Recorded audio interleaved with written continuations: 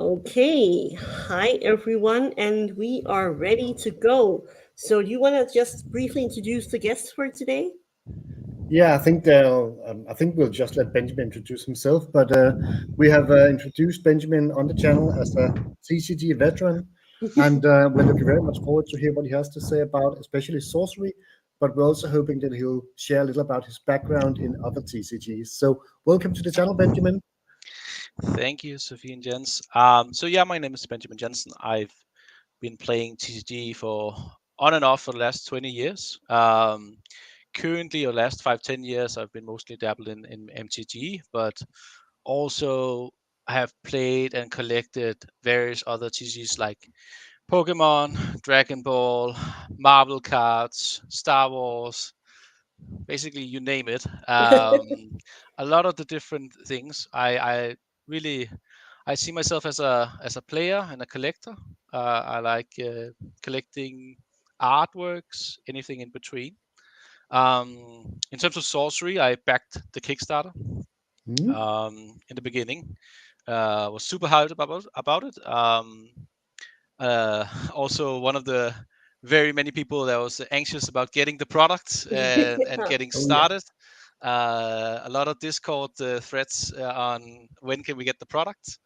And I mean, opening the product, experiencing the product has been getting back to the 90s, opening up the Hmm? first Magic packs. I think a lot of people have mentioned that that's very similar to the sorcery experience.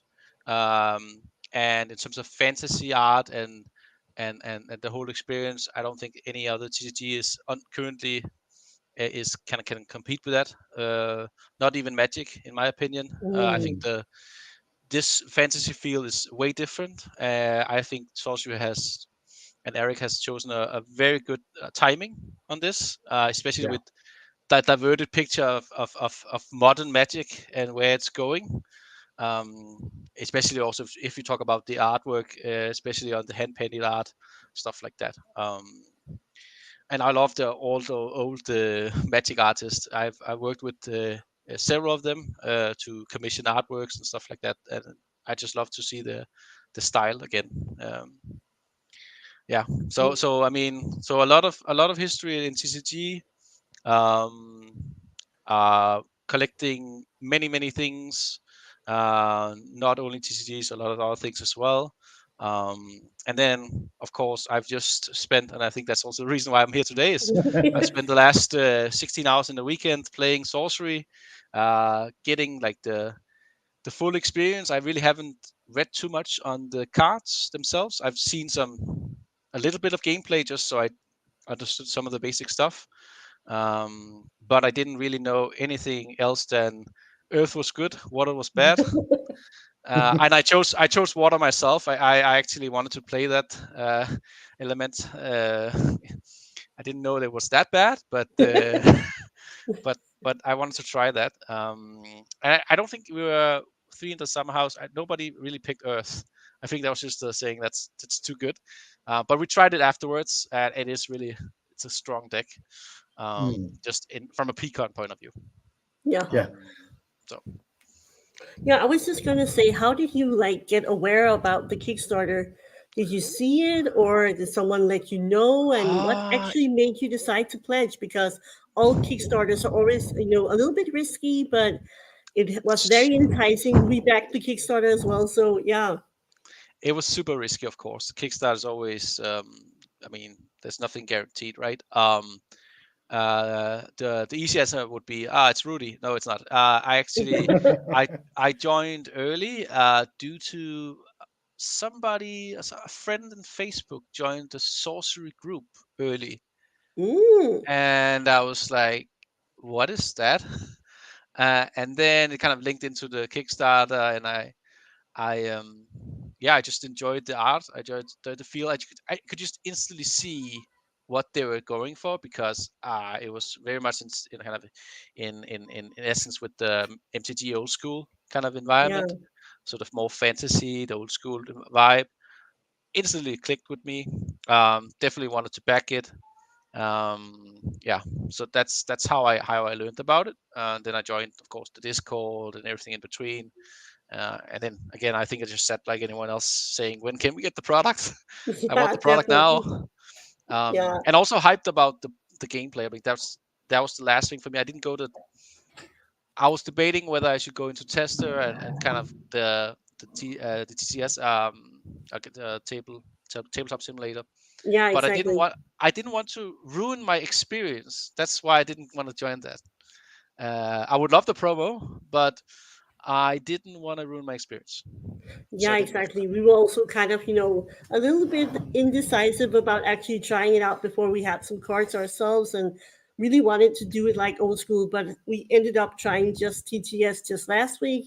Um, but so you had the Kickstarter, you backed it, the cards finally arrived.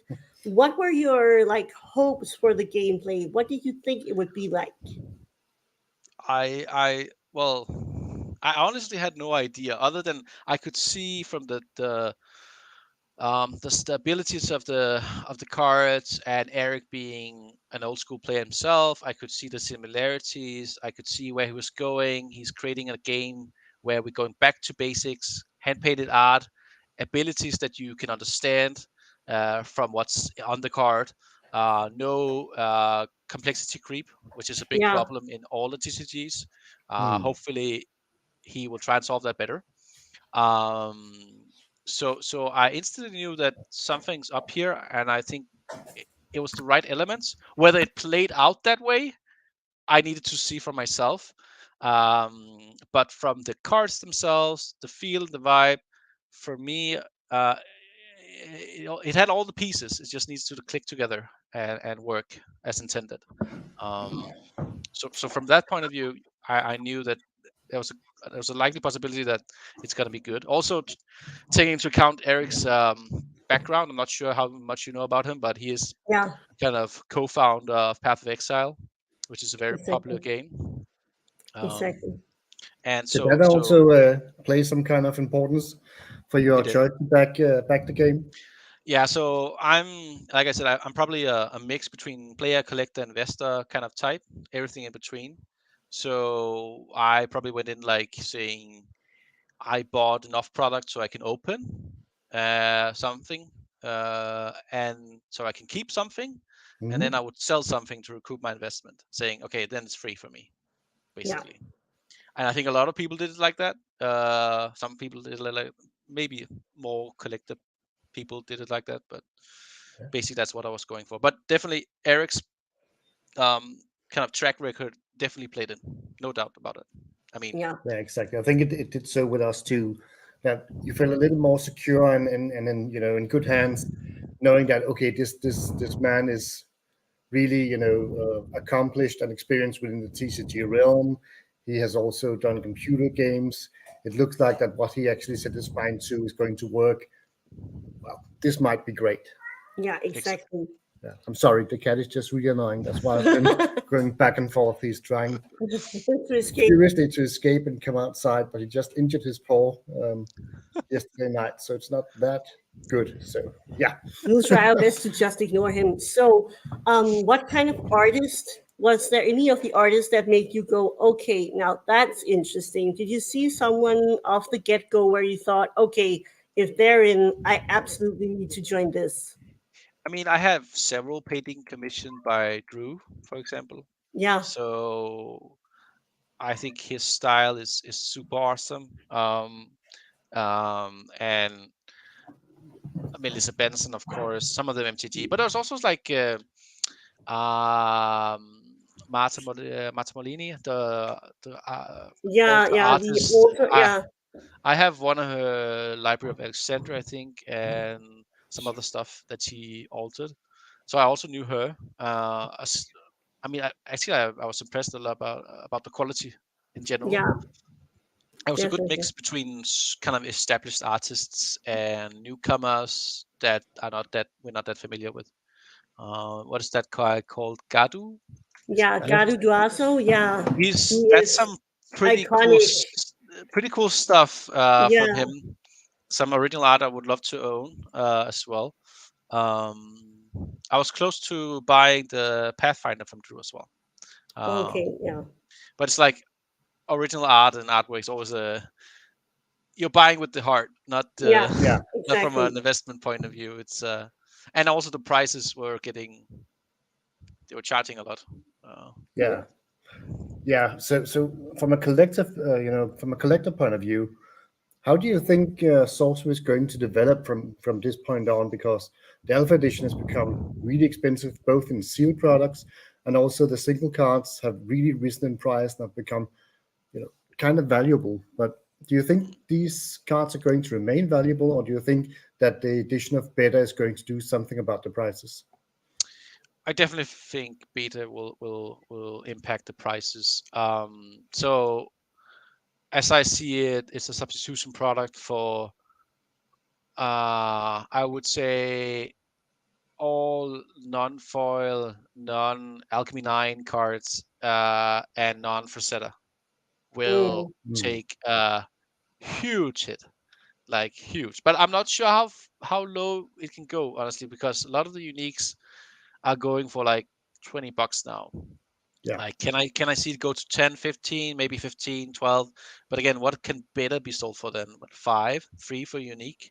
It's getting fairly cheap, right, for unique cards. But I see foil. I think foil are underestimated. Even the ordinary foils, which is about, what is it, about 1,000 of each, something like that. yeah, something like that. Yeah. That's not a lot. That's less than alpha cards and MTG. Just to compare it, of course, it's not the same player base as well. So, but I think everything will be take a major hit, like major, and you can already see it on the pricing now. Let's say a dual land, non-foil. When it started out, it was like 15, $20 for a dual land, something like that. I think it's down to like 5 now, something like that. So Yeah. Hmm. it's a 66% decrease. It's like a third of the price. It's definitely taking the hit, and naturally so. I mean, people were cracking like maniacs. I cracked several cases as well. I think I'm on little bit over 3 cases. Um, and it's just so exciting to open. And you also had the EV was incredibly high, with the foils, the unique foils selling for. I think the worst ones in the beginning was selling for like 400 Yeah. USD. So people were just cracking and selling, cracking and selling, cracking and selling. And at Hmm. some point, the market is just getting kind of fed up, saying, "Okay, we can't take it anymore. It's too much." Yeah. Even though it's alpha, even though it's alpha.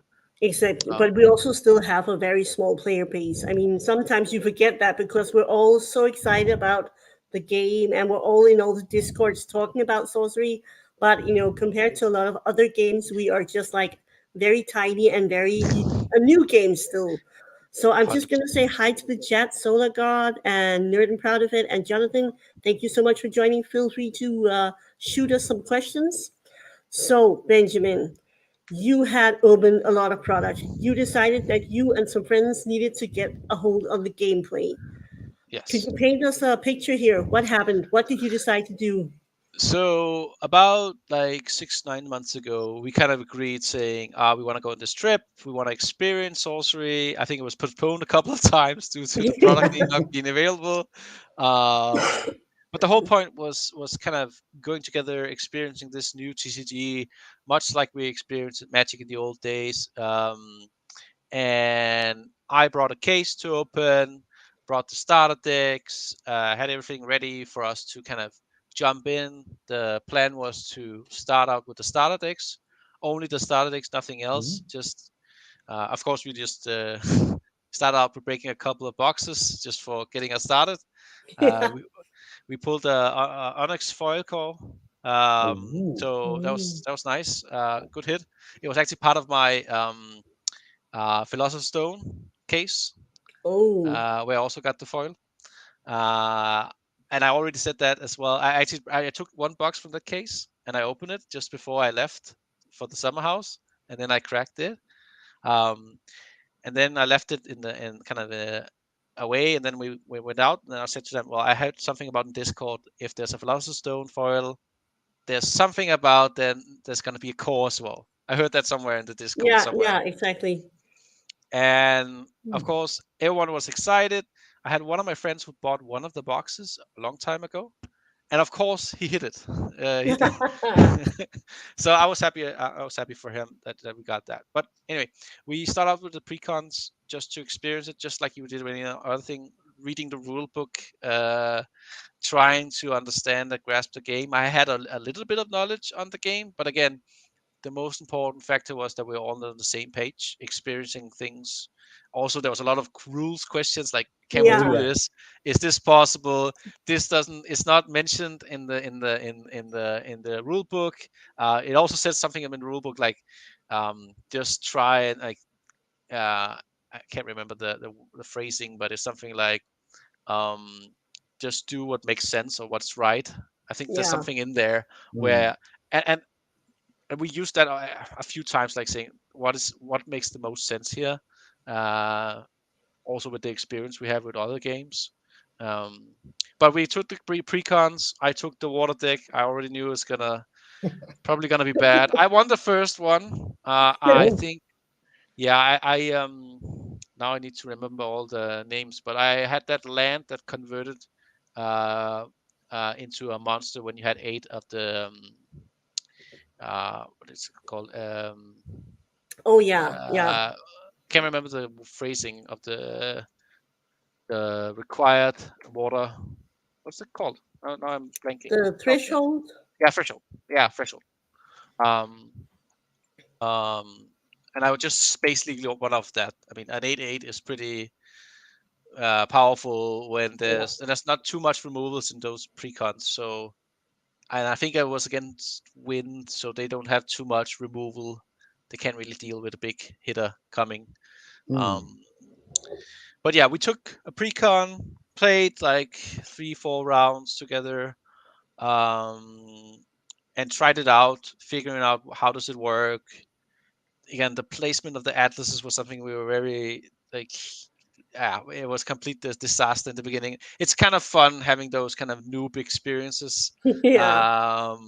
I also talk about sometimes in like games like World of Warcraft or something similar where you just run around like a noob, enjoying, experiencing the world as it is, trying to find like shortcuts, like Mm. overpowered abilities, something that can make you win and give it an edge.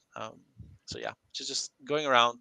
Um, and I think I wrote this to you, Sophie, as well. I think the major stuff was like airborne and Yeah.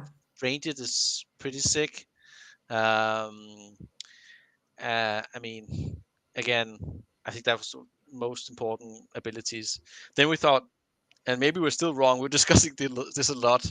Um, like boring and submerge, we couldn't really Mm. find the timings for when you did that, and I still need to investigate if we misunderstood the ability itself.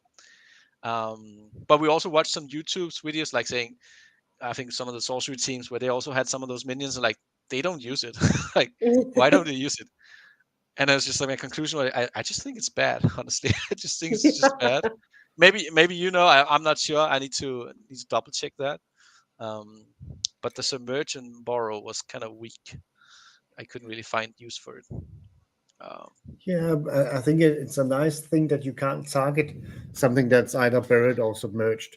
So in that way you can try to not get removed.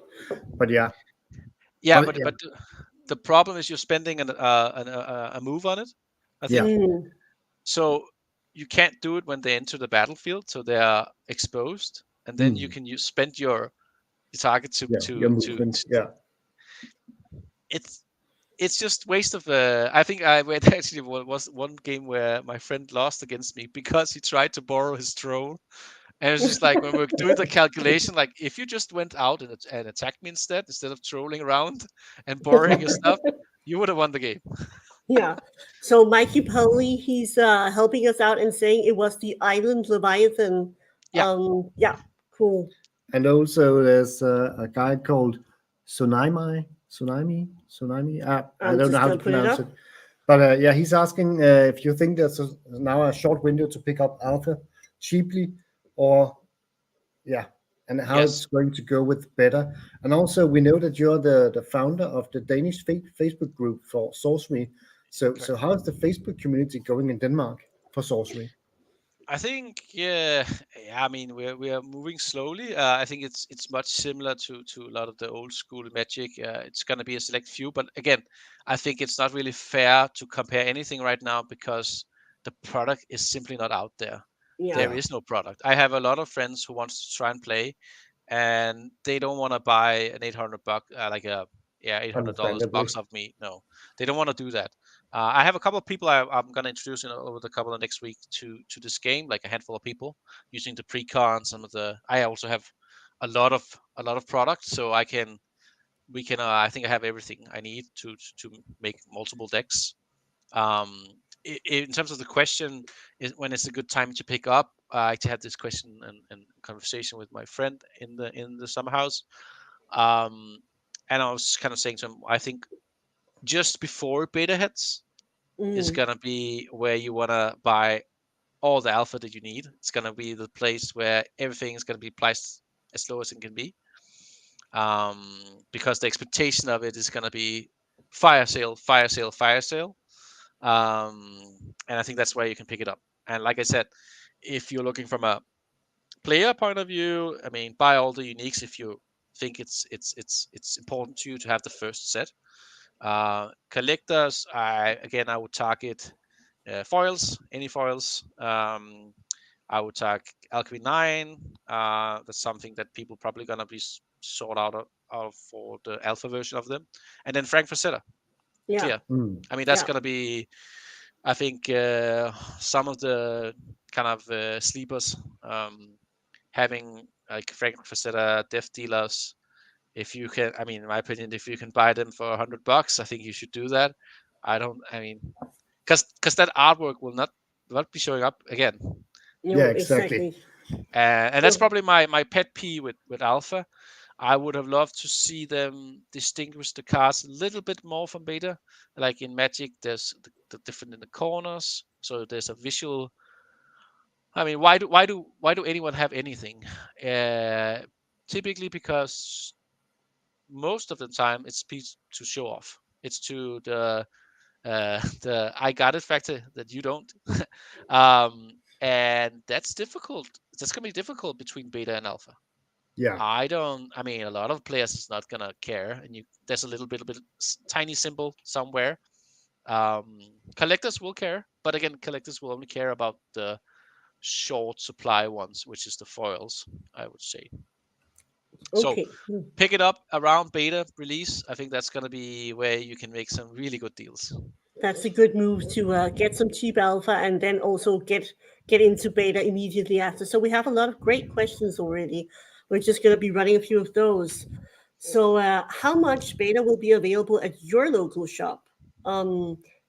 So first for you, Benjamin, do you have any local shops who will be carrying beta? Yes, there's a few shops in Denmark that are carrying beta. I hopefully there's a lot of places where they sell product which is not your typical LGS. That we have a lot of stores in Denmark which could sell this product. They already sell Pokemon or football cards or whatever it might be. I think right now it's sold out, the pre-order, but I think that's going to be the first wave. In my opinion, I think the distribution is going to have second or third wave as well. It's the only thing that makes sense. Hopefully, we'll get broad enough because now it's about adoption. So, I mean, it's about getting it out to as many people as possible. And I think we discussed this as well, Sophie. I think it's important to print twice or three times the amount of starter decks, because the starter decks will give you a good intro to the game. So I would definitely, that has to be everywhere, and has to be, because it doesn't matter about those specific cards, that the value is 0 anyway. You might as well just print it to oblivion and make sure that that's available for all the players. Those cards that inside of the starter decks, whether it's alpha or beta, will never have value because there's so many of them.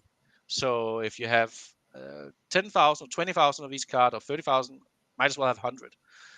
Just print them so people can play. That's my hope that they do. But that's not being disclosed. I don't think that's going to be. I asked No, Simon. they are really tight-lipped. They are not saying much. Exactly. No, at all. I don't think they want to disclose that. I think they're going to keep that a secret. Yeah, Yeah, and I think there's also advantages to that. yeah. Uh, Also, we've been yeah. talking a little about the gameplay and how to play, and we also talked about this old Magic nostalgia feeling. And Coach's Magic says in the comment section, if we think that sorcery is tapping into the early nostalgia of Magic the Gathering, and I think they do. I think it's really obvious that they're trying to recreate the Power Nines just in the Alchemy Nine. But how do you think sorcery is holding up as a card game, as a TCG that is actually going to be played? In terms of linking up to MTG, Yeah, yeah. For instance, or just you. We've been talking that, well, we have seen a lot of other card games that had a grid, and they are no longer around. And then we played sorcery, and we were really enjoying it. And we think the grid part is actually more of a bonus than a hindrance to playing the game. But what is your initial feel towards sorcery as a card game? I had exactly the same feeling. It was one of my Yeah. pet peeves with the product. It was like, why did you create a TCG and then have a grid game? And now my experience was also like, grid game sucks. um, but somehow Eric made it fun. I'm not sure how, but it actually is fun. I actually think it helps the game. Yeah. It it creates some boundaries. It creates a kind of a world that you can live in. That you have like, and like I said, it's like a little bit of like chess. I feel having the right resources, the right places, in the right timing is super important. Um, Also, the fact that there's only one card that can be cast in the opponent's turn, so it's not like in Magic where you have to think about counters or anything like that. It's not you can act your turn, and you can think about that. The opponent can't really do anything about that. Also, an important element and differences. But 100% in terms of the question, they definitely tap into the MTG nostalgia. There's a huge player base for that. Also, high fantasy art. I also think they tap into the kind of board game people. Yeah. Uh, and again, a couple of those people that I was playing with were board game people, and they really enjoyed it. And I think the aspect of having grid game is Mm. part of it, making it interesting. Yeah, 100%. it's cool to hear you say that because we were, as Jens said, pretty concerned about the grid because actually a lot of the grid sometimes makes it more annoying or it feels like it's just an unnecessary extra add-on. But here I really feel that sorcery has made it so that you are interested in the grid because there's strategy about the placement. There's a lot of things that are just actually more fun and it also distinguishes it more from just being another TCG. So I was kind of really surprised Yeah, myself. and suddenly range and movement becomes really important factors. There was also Yes. someone in the comment, Mike Yeah, Kelly, oh yeah. that said that when you summon a burrowing monster or a submerged monster, you can summon it being submerged from the start. So that's also Ah, giving And we like that. Thank you, Mike, because yeah, I was that's not an sure important about one. that. no, It was also something we were kind of discussing because we couldn't figure that out from the rule book. And we just watched some YouTube videos where they didn't boarded some of the sorcery team. And I mean, we thought it was kind of weak and probably situational. But if you don't spend a move on it, mm, it's more relevant, but it's more like a little bit better than stealth. Yeah. Um, yeah, so that makes sense. And thanks for that. So, in this weekend of having a lot of fun with your buddies and playing a lot, did you try to build constructed decks or did you try sealed or draft? Did you experiment with anything else?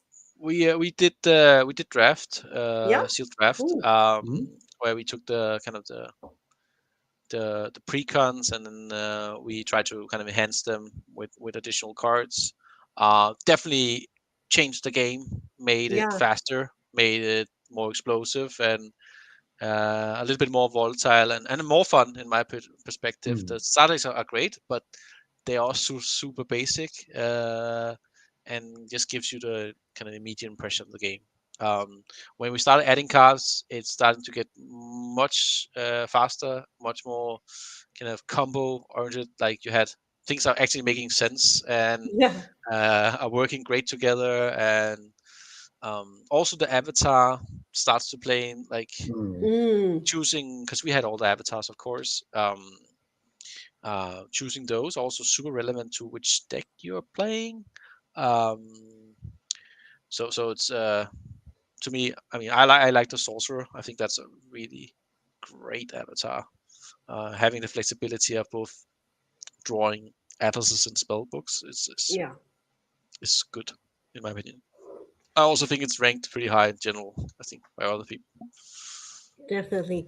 So, did you find how long is an average game of sorcery Yeah, for you? Because we only tried TTS, and that you was know, It not took a like bit longer. We that had was two a very games, long. and I think we spent around 3 hours or so. Yeah, for But a two lot of the games. times, just it took a long time just playing the cards and having them, align on the yes, grid and stuff like that. So I yes. think you have a better feeling of I that. I definitely have. So we actually kind of timed the games in the beginning to Hmm. also to kind of see how long it was. So it was roughly over an hour each game in the beginning, with precons. We also test out with precons on the second day where we have played a lot, and that took only 20 minutes. Okay, wow, that's a Okay, that's a major fast game. difference. Yeah. So if when you start recognizing all the cards, when you start understanding all of the abilities, then you slowly move forward. Then you have a better idea of what is in the deck, what is the possibilities that you can do, what is the right moves. Just like chess, again, I think Yeah, compared to a lot like chess, how you should kind of navigate. So the game definitely gets speed up like twice as fast when you are familiar. In the beginning, it was definitely 1 hour, definitely. Also because, I mean, where there's a lot like kind of looking up in the rule book, yeah, saying what is this specifically doing, and can you count, can you defend, and what if you defend, what if you tap, what if you blah blah blah, a lot of different things. And also in terms of the death door, like what can you do there, what makes sense. um, Also a lot of the games we both arrived at the death door, actually, especially with Ooh. precons. Yeah, I think um, that the games we played were also really close. yeah. It was, down to the last turn or something like that before there was a definite winner. So 100%.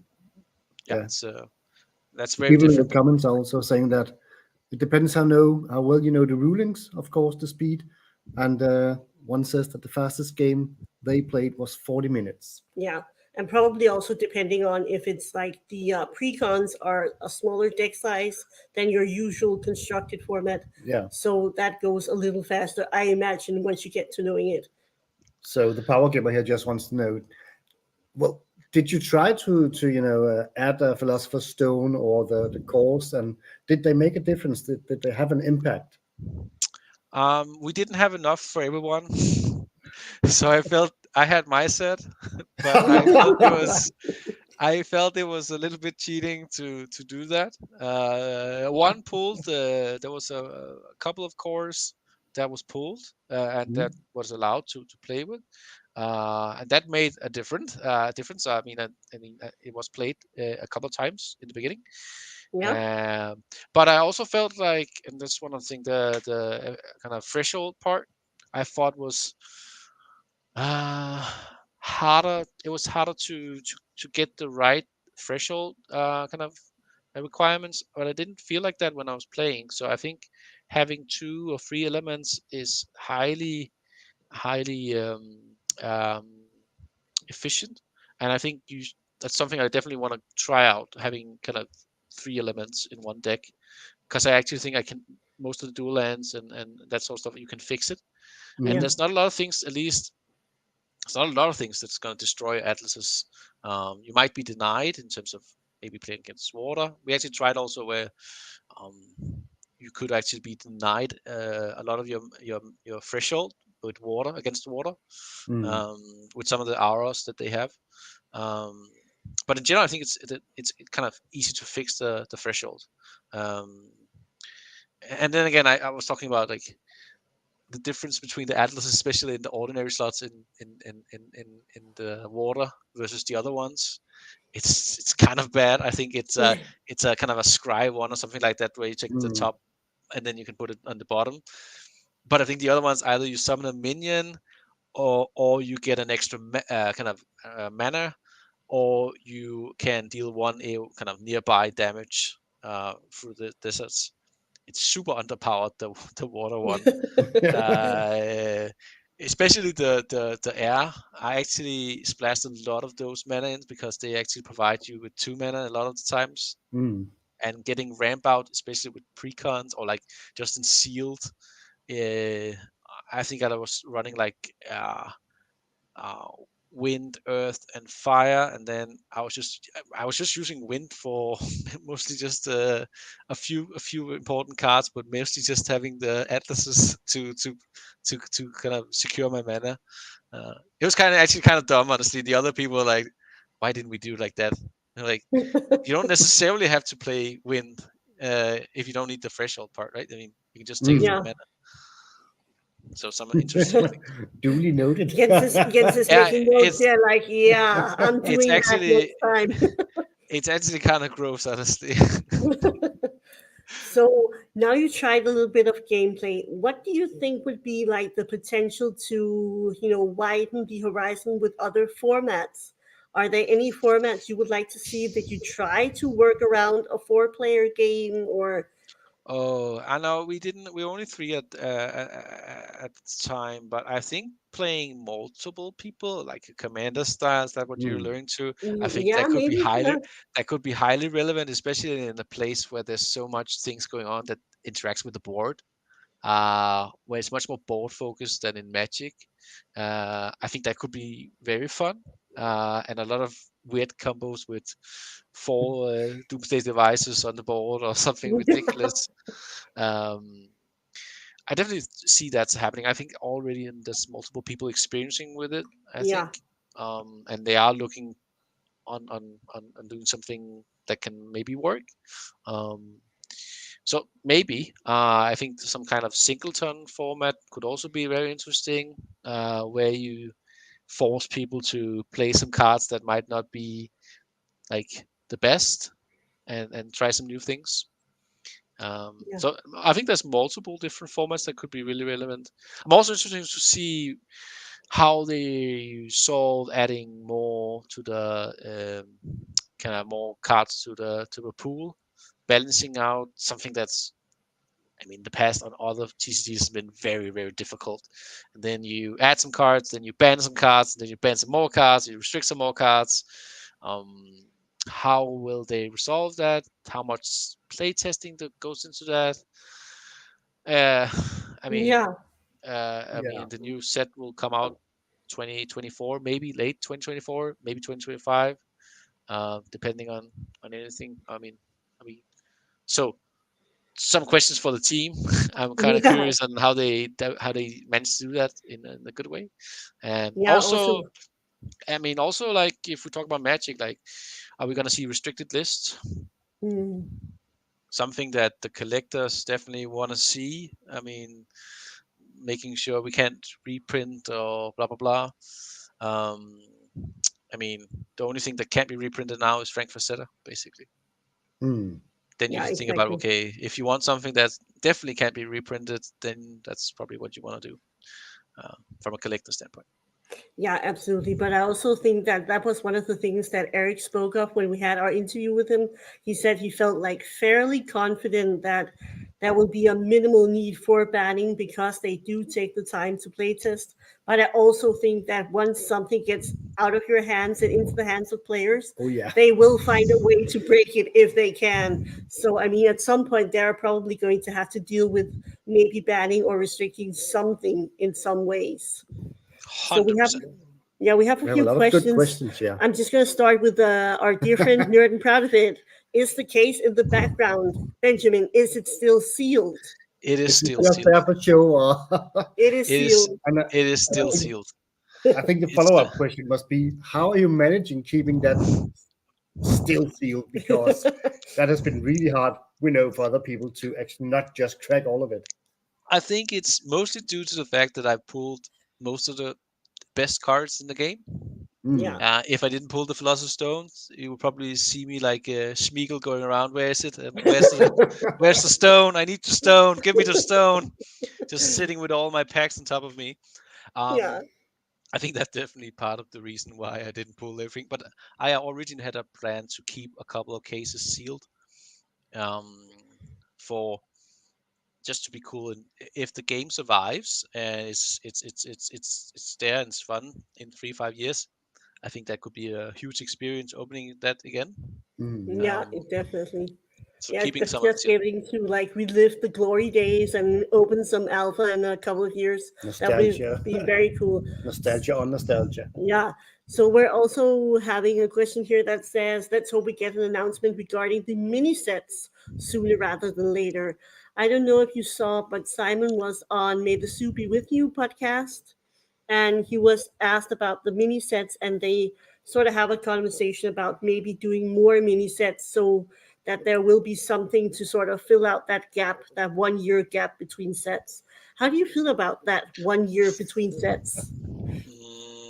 I like the 1 year, but well, in generally, I like the 1 year between sets.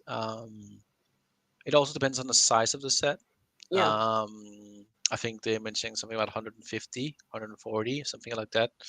Um, I think it is important to restrict the amount of cards being released into the card pool. Also, because people are indeed fed up with Magic and other products like Pokemon or similar, where you just get a new set each month and you just get like too fed up with trying to collect everything and play with everything, and you don't get the time to experience the product as you should. So I do like it. In terms of the mini sets, uh, they uh, they need to be careful and treading lightly that they didn't indeed promise everyone to not release multiple sets a year. And I don't like the sentiment of trying to get around those promises by releasing a mini set. But it could be cool, but it has to be done very tastefully, in my Yeah. opinion, and carefully. Yeah, Yeah, exactly. exactly. So we've just, been around reprints and stuff like that, and also the amounts of sets that they will think they'll release per year. Do you think that the game can survive with only, for instance, one release per year, or do you think they're going to tighten that a little bit and maybe release two sets a year? I definitely think that they will not break that promise, but at least bend that promise. Yeah. And I think the game can handle 2 a year. I think that makes sense. More than that, I wouldn't suggest. But it also depends again. Are you doing a big set? Are you doing small sets? Maybe you do smaller sets every quarter. That's only 50, 60, 70 cards. Maybe that's something you want to do.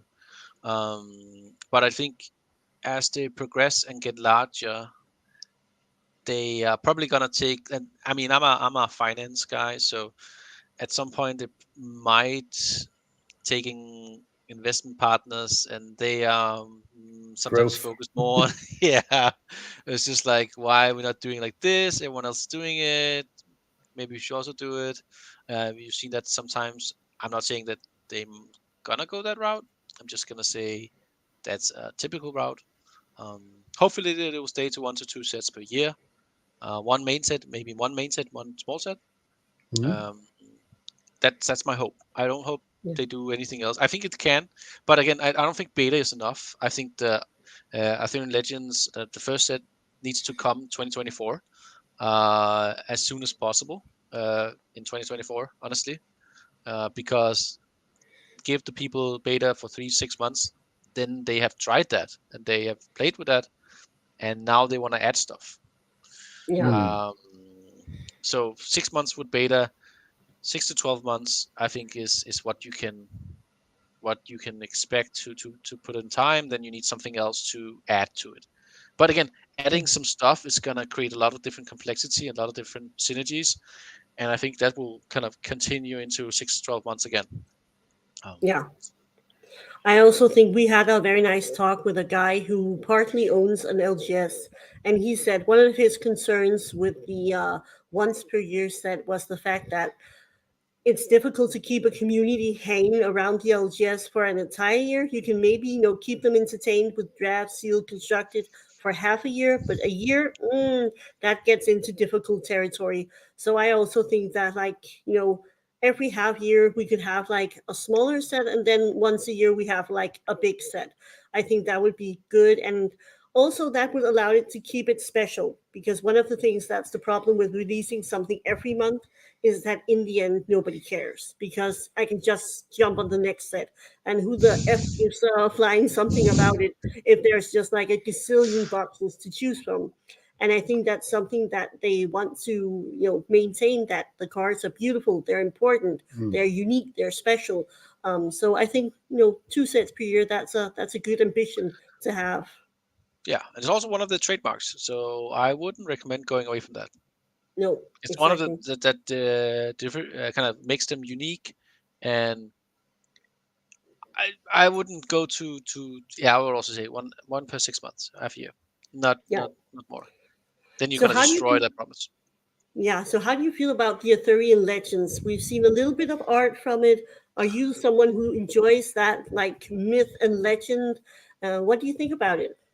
I think it looks very nice. From a playability point of view, I of course like try to compare it with Magic, Arabian Nights. Like it's probably going to be a good set, right? Mm.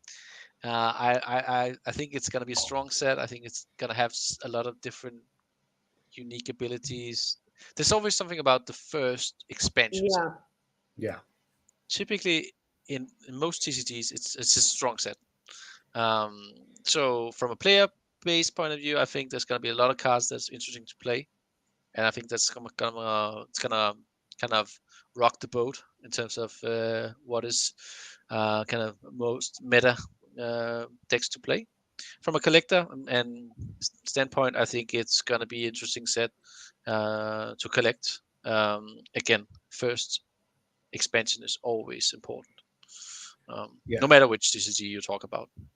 Yeah, Yeah. exactly. And also having an expansion with great flavor, and also an expansion that is not that big as the original set. That's also, I think, going to be important for collectors, because it's going to be doable to actually collect that set, and maybe far more easy than to collect the entire alpha set, for instance. Yeah, Yeah, and I you all, also think, yeah, the flavor is also important. The fact that Arthurian legends sort of tickles that old nostalgic fantasy, I think going to be very spot on for most collectors and players. We also have a very good question here, actually. Yeah. So, is part of the nostalgia of sorcery in owning something rare or special? And do you think overprinting the expensive power cards could hurt the player base? good question. It's something that's been discussed in the MTG old school environment a lot because it's one of the drawbacks from that kind of format. Has always been like, it's very expensive to play it because if you don't have power, you obviously don't have the edge. So it's always lopsided, like 40, 60 almost when you play. I think part of nostalgia is definitely owning something that's unique and special. I think overprinting the expensive power cards, I think it's just gonna kind of straighten the kind of playing field, like making everyone equal.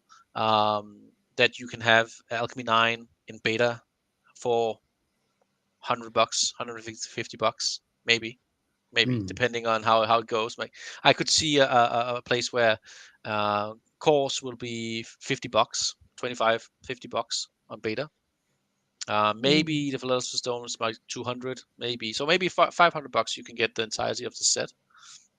So if you compare that to MTG, I don't think that's a huge investment to many of those people that play whatever format it is in MTG. Just play it. I mean, then you would have like 2 collector boxes of the new set would equal the same a fully powered sorcery deck in beta, where you get the full experience. So I don't think it's I don't think it's gonna hurt the player base. I think it's gonna be fine.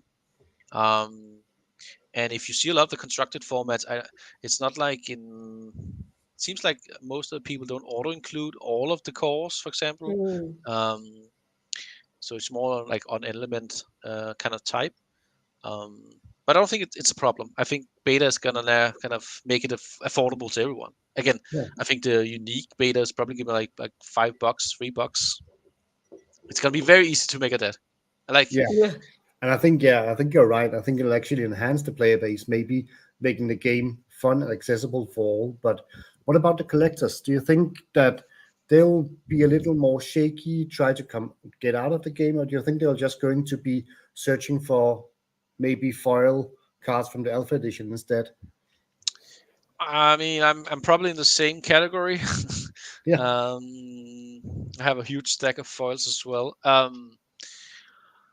I think collectors. I mean, we've seen a lot of kind of people selling off the stuff right now because there's been a huge kind of raise in price. People are taking profits. A lot of people that's not in for long term are kind of getting out, Mm. saying, "Fuck it, I'm out." Yeah. But I also think there's a lot of people like myself that enjoys the game, likes to collect, keep some things sealed, um, and I do believe there's also a lot of people for that. I was actually impressed on how well the sealed aspect has been kind of holding its price point about that 750, $800 for the last several weeks, which is kind of interesting when the single prices has been taking a fall. So still a lot of people interested in alpha, and I think if you look in 3-5 years, I've been saying this to many people, also to people who bought some of my cases, like saying I think it's a good investment. I think in 3-5 years, you're probably gonna 3x your money if you want to keep it sealed. If you can, if you can keep If you yourself, can. yeah. So I think that's great, but of course alpha and collectibility all depends also on the price, depends on the reach of the game. So Mm. nobody's gonna care about alpha if nobody cares about beta. Yeah, exactly. Exactly. And I also think that a lot of people who are in sorcery have been around the block once or twice.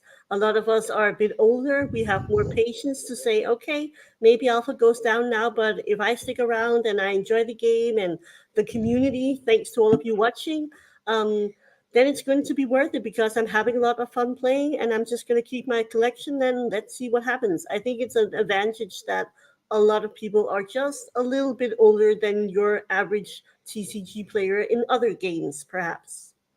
100%. It's not there's not a lot of first time people right now, but that's because it's alpha, it's because it's the Exactly.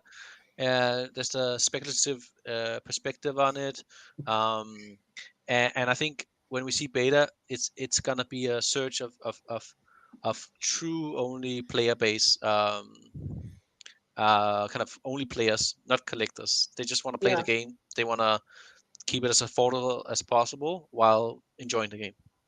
So I think exactly. that's where it stands time. I mean, if beta is not a success, it's gonna be crushing to the game.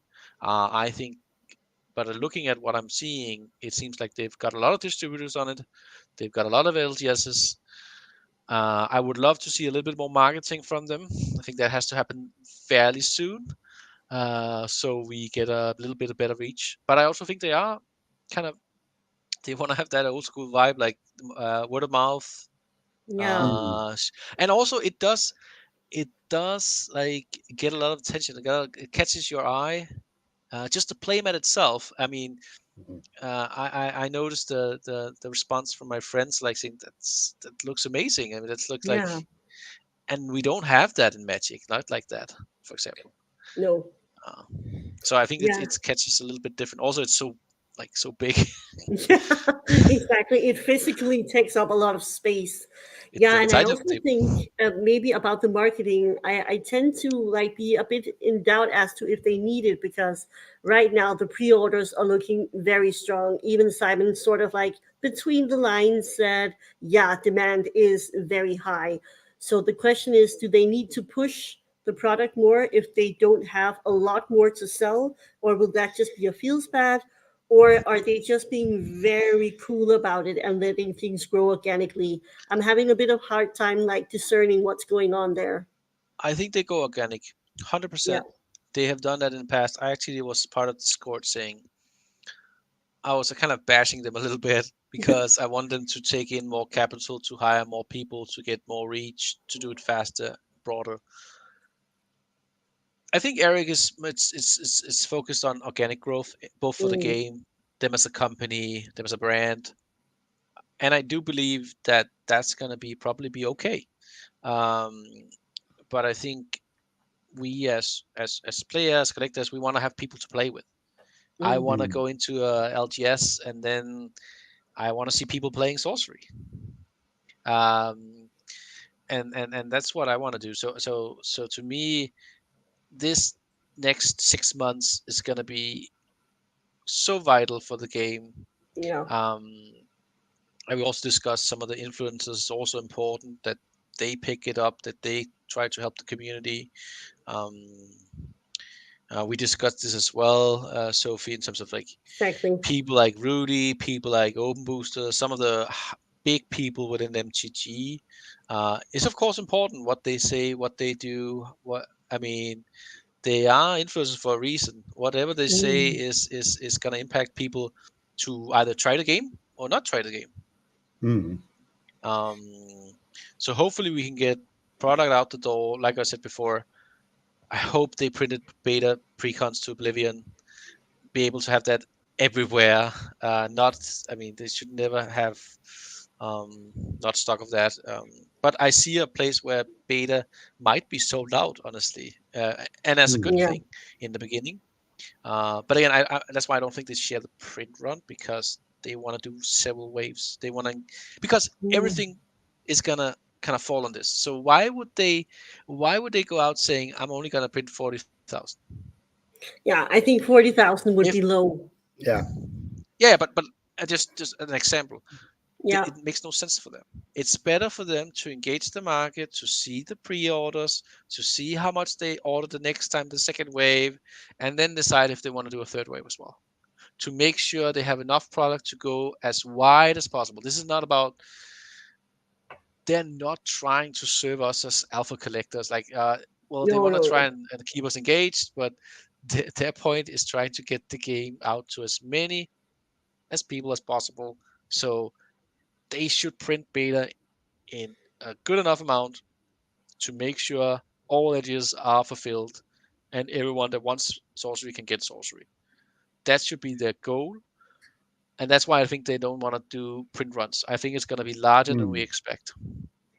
Yeah, and Even though also there I, can as a be a collector, I wanted just 50. Like, yeah, and also because there can be a lot of lashback um, or pushback if you actually show the numbers. We saw that in Flesh and Blood, and then again we also heard people saying we had a video about where we were speculating a bit about the print runs, and we were saying we think they're going to print around 50 to 60,000 boxes. But and somebody said, yeah, let's hope that's the number, because if they're printing a lot more, let's not forget that the beta edition is actually the same as the alpha edition, except for very few cards. And that means that in total you're having maybe 100,000 boxes for a first time game out there. And that seems like a really high print run also. I agree. I think they're going to keep it at 50, 60K. I think they're going to do, I don't think the first pre-order is entirety of the 50K. I think it's like 20,000, 25,000 pre-order, and then they have probably the same amount Mm. for the second wave to make sure they engage the demand. And then I think they're gonna do a limited print run, a revised print run, or whatever they call it. Mm. And then they need to distribute that as soon as possible. They might even print that now without us Mm. knowing, um, just to make sure that they have product that is not the same, and then they can kind of give it out. But no matter what, whether it's a limited, whether it's a beta, if you're talking from a player standpoint, it's a substitute product.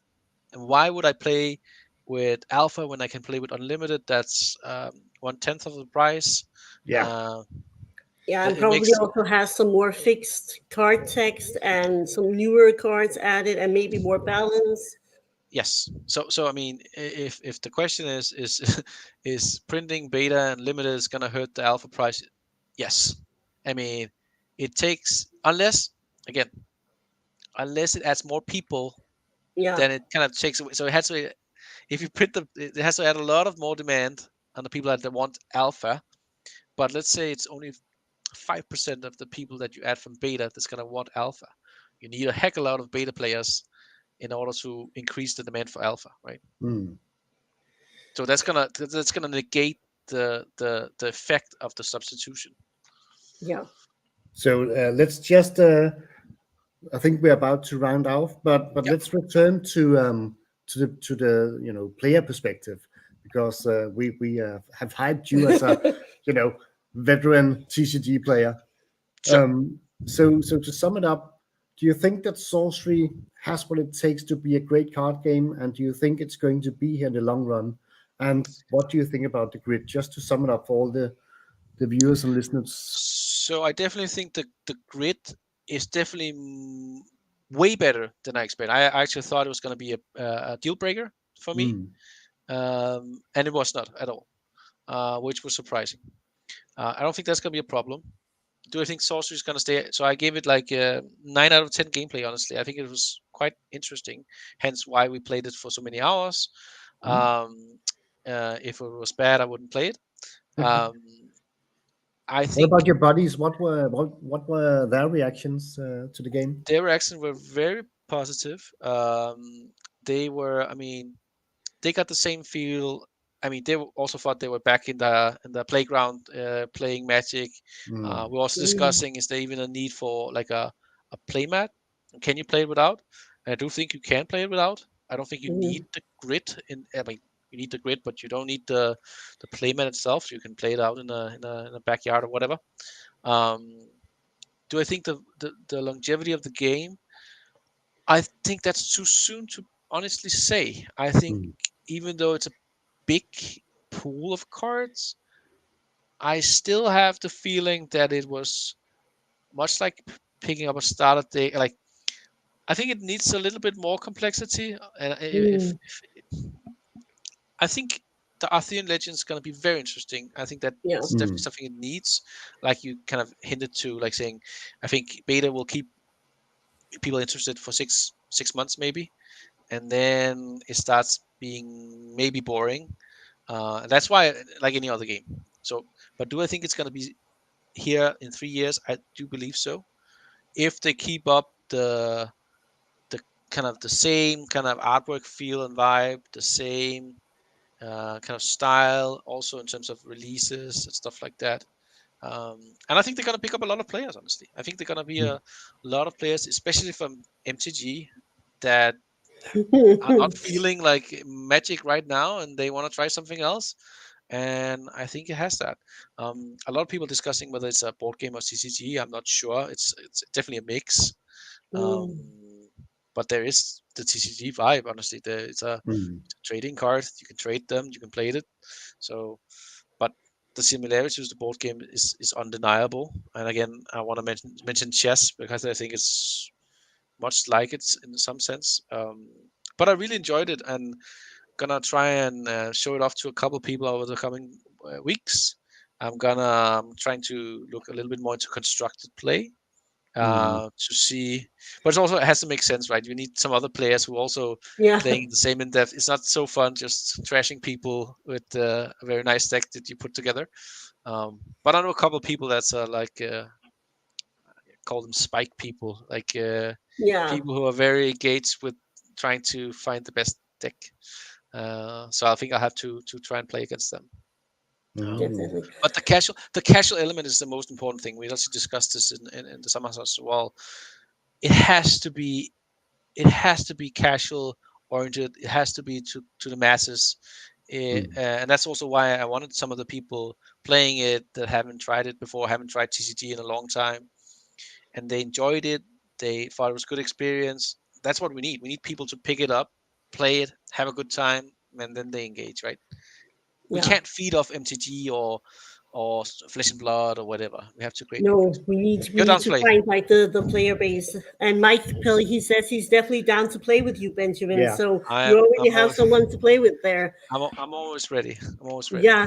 Yeah, and also a little shout out for the tabletop simulator on Steam. It's actually really great, and you can just upload games from or decks from wherever, from Curiosa or whatever. Yeah, So you I can saw try that. out a lot of decks, and so you can play with people from all over the world. So Mike Pilly, you might be up. And maybe you want to come join us at some point. We're going to be streaming some games, so you can try your hand at trashing us in the game. That would be fun. Could be nice. Could be But nice. so just one last question. What do you think you would love to add if you could add a mechanic or something for the gameplay that would increase complexity and make it even more fun? Oh, that's difficult. There's so Yeah. many things. Interaction with the cemeteries is one thing. I'm trying to build a deck that does that with the ghost ship and stuff like that. They can use some of that. I think that's some of the things that could be really relevant. Yeah. But there's such, and I think I tend to look at MTG and some of the stuff from there, but I really hope that the team will bring some completely new things that we haven't thought about. That's some of my hope. I don't want to see them bring something that we already seen before. So I'm hoping a lot of the things that is right now is something we've seen before. Not gonna lie, that's okay. It's some cool stuff. Um, but if they can try and be a little bit more kind of Like innovative. yeah, I wouldn't say that because they're also doing that. I'm not going to say it's kind of trying to trash them. I actually think they're doing Yeah. a great job, but trying to create something completely new would be so fantastic. Or just like combining two different things might also be interesting. um, Hmm. but I do like some of the things that actually was kind of funny. We were also like kind of having a laugh about is like the rolling boulder or something like that, where you can just tap to roll it across the board, and some of those things it's so casual and so fun, and you don't experience that in other games, in my opinion. Um, so Yeah, a lot of options. What do you think? What do you want to see? I would like to have a little more interaction of some sorts. Um, we started out playing the Earth Precon deck, and that was really fun. It felt a lot like playing a green deck in Magic the Gathering, I think, having big stumpy creatures. And then we played the water deck afterwards, and I had two dodge rolls, I think, in my hand, and I had no use for them whatsoever because we're playing against an air deck, and I didn't get attacked. I got pushed and everything else, but I didn't have any direct attacks on me. So I was like, what are these cards doing? And it was just dead cards in my hand. So I would like to have some more interaction or having some cards that are not so specific as to when they can trigger, if Yeah, that makes sense. I get that. I actually want one last comment that I actually think is very enjoyable with this game. Since you're drawing 3 atlases and 3 spell books, 3 cards, you're not gonna get mana screwed Yeah. Yeah. like you would do in Magic. But that's actually one element that I noticed by the people I had with me, that they haven't played Magic in many years, but they remember not fondly being mana screwed, saying at least it's not like Magic where you can't play things. Yeah. Yeah. That was the reference point, and that kind of tickled me a little bit, saying, okay, that actually is a very nice mechanic that you are able to flex between your spellbook and your atlas deck, and that makes the games enjoyable, and you're not going to get screwed over like you would be in Magic, for example. Yeah, and I'm not also sure. I haven't played Flesh and Blood yet, so I'm not sure You on this can't one. get screwed there either because you always have something to pitch. And yeah, Angerworm is also, mostly. yeah, he's also saying that the mulligan is also a lot better than MTG. So if you have like a great hand, you can keep the good cards and sort of discard the rest, as opposed to Magic where you have to throw your entire hand away. Yeah, and you're only seeing 3 cards, Yeah. so it's also very difficult to kind of mulligan into a combo like you would be able to in Magic, for example. So Yeah, that might come. more tutors. Yeah.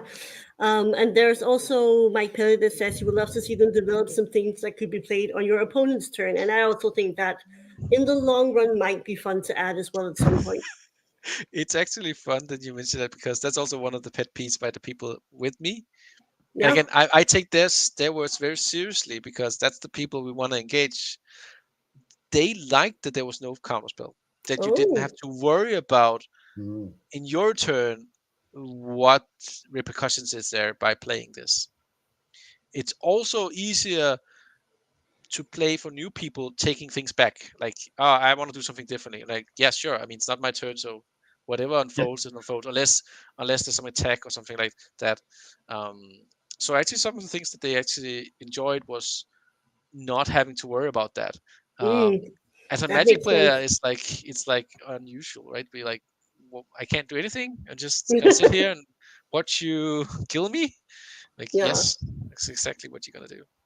And also a lot of tactics, keeping the board and trying to position your creatures so they didn't just get run over. We had a battle against a red deck that played I think they were called Bull Demons or something. Yeah, Bull Demons of a Oh, Dome. the one that runs Oh, with that tap. was one Yeah. annoying card, man. It's a good So card. speaking of chess, that was really like having some kind of tower just going to stomp in cardinal directions. Yes, I also think that was a good card. We also Yeah. have Andre. I'm just going to round up the last people who have questions, saying a tip on how to play without a playmat. I've seen a lot of people who just use regular playing cards and just put out the spaces. So you have your 4x5 grid with just having playing cards placed along like a grid Yeah, base. So that's one way to play without a playmat. And then what else was there? Yes, and we also have to recognize we have Angerworm in the chat, our alpha champion from Gen Con. Congrats on that. It's very cool. His deck is also on curiosa.io, so you can go and try and play it. I think that's a lot of fun. But otherwise, Benjamin, what would you like to round off with? Do you have any like final comments or takeaways that you would like to sort of leave us with? I think just that I was impressed about the gameplay in general. I came out with the idea that it's probably going to be okay. It's not going to be terrible, but it was actually kind of fun. Hmm. And it was something different for me, specifically in all of the other TCGs I've tried. It's a different mix. Um, the artwork is amazing. It's Yeah, not something that you just opening your cards and then doing drafts and stuff like that. Is just super cool. I actually think that's a very good format to try out the game. Um, and I really just hope that it's gonna unfold as I hope it to be in terms of beta, more people to play with, more tournaments, uh, especially in Denmark where we are sitting. Hopefully, all the LGS will pick it up. yeah, And I also think it's like it's a thing you need to view. I mean, I think it's a very good viewer game, whatever you call it. yeah, definitely. It's gonna catch your eye with Yeah. the artwork. So I hope that that's gonna do a lot for the game. And again, I think beta is gonna be so instrumental for this game to have the reach that we need. Uh, and I do believe we will get that. All the LGS owners I know, I have at least 5 or 6 that I talked with. All have pre-orders sold out, which is in their eyes, in their perspective, pretty unusual. Yeah, So there should be some kind of demand for the game. But I see a lot of people asking, saying, "I'm gonna wait until beta until I play anything." Hmm. So definitely. we'll see about Yeah. the feedback there. What is your also a final question to you guys? You have a lot of other things that you're playing, right? Flesh and Blood, MTG. How do you see sorcery fitting in with your time spent and your play Oh. group or whatever? Touchy subject, I guess. No, I don't think it is because I think it's a really enjoyable game. I think I must fire, watch out what I say. I think maybe I'm the most collector of the two of us. For me, it's the collecting aspect first, and then the playing aspect afterwards. I like to collect the cards, and then maybe an idea to a deck will come. And I think it was really enjoyable. I really enjoy the art. I enjoy the visuals of the game, and it sets off this creativity and fantasy vibe that I'm really into. So I think for me it might actually rival Flesh and Blood, and might put Flesh and Blood a little on the sideline, because I think it's much more fun. I think having the grid, having the tactical aspects, and having the great visual cards, I'm really enjoying that part of sorcery. Yeah, and I think I've been the one to sort of constantly push to like, okay, let's get a game and let's try this game out because might be a lot of fun to play. But I was also the one who found the Kickstarter, so I've been pretty all in from the beginning. I've convinced Jens to get in on the Kickstarter, so I'm really enjoying the game, and I think for us we do have limited time. We have kids, full time jobs, all that stuff.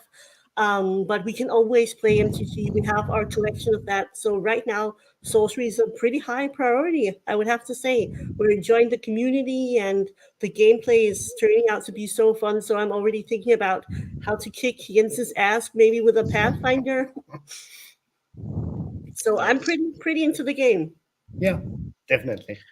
Yeah, I And think it's going also, to take time. as Blake Rasmussen said on the MTG Weekly, Yeah. that sometimes you just need to skip the sets you do not want in Magic, and we've been doing that kind of hard lately. So we're just For buying the, what we need and what we love, and skipping the rest, and that yeah, also leaves room for more sorcery. yeah, I've also been doing that for many years. Ever since '93. Ever since a long time ago. Yeah. I think the last Magic pack I bought, I was like Beginning Mask or something like that, long time ago. Okay, Okay. that's way back. Wait, no, I'm a little bit. No, it's a little bit later, but a long time, and there's a lot of sets I haven't tried. Mm. The whole complexity creep, the vibe, the artwork, it's not catching me. And again, we're we're getting older, we have Yeah. kids, time is limited. Yeah, But that's actually important. If you need to understand a new card pool and complexity every second month, that yeah, takes time. So that's going to be a tax towards the game. And that's some of Mm. the appeal for this game, for Sorcery, is that if they indeed tend to have like 6-12 months between the sets, you don't need to take into account a lot of different complexity. You can enjoy the cards, you can meet with your play group. Uh, there's not a lot of uncertainty. Um, so I really, really enjoy that aspect, and I think that's going to be a lot of fun. I'm just going to go on Absolutely. holiday tomorrow, and I'm bringing the sorcery decks to teach my brother. I mean, to Yeah. mm, have Cool. him try it out, and I mean, so I think a lot of people are waiting on beta to try it out. Yeah, I think so too. And I also think that you're absolutely right about the adult perspective of not having as much time anymore and just having something that you can play and having a lot of fun with and just enjoying a bit more casually. Also, that fits really well with sorcery. And I think that's also the demographic that Aries Curiosa is targeting. So I think it fits very well. 100%. I'm really, really excited. I'm probably not that excited for beta because I have had alpha, so yeah. I have You all have the the cards. cards. But Ethereum Legends is probably gonna be the one I'm more excited about, adding more and more cards to the pool. But I'm excited for beta to have more people. Just having more people to play with Yeah. Mm. is gonna be. I mean, why do we play? I play it so I can play with people, and I Yeah, need people to exactly. play with. So I'm hoping the local LGS is gonna pick up the game. I'll try and myself try to arrange something when beta arrives to try have some of the LGS in Denmark to try and have some kind of tournament, something casual and fun, so we can try it out. That Um, sounds absolutely awesome. so yeah, Yeah, Definitely. So, Benjamin, thank you so much for deciding to spend some time with us. We really appreciate you coming on and just giving your point of view about the gameplay, and we really enjoyed talking. no yeah, worries. Thank you for having me. Hopefully, yeah, we can do it again when Ethereum Legends hits or beta hits or something like that. It would be cool to kind of check in as well. absolutely. Definitely. Thank you so much and enjoy your evening. Thank you. Take care. See ya. Bye. Bye.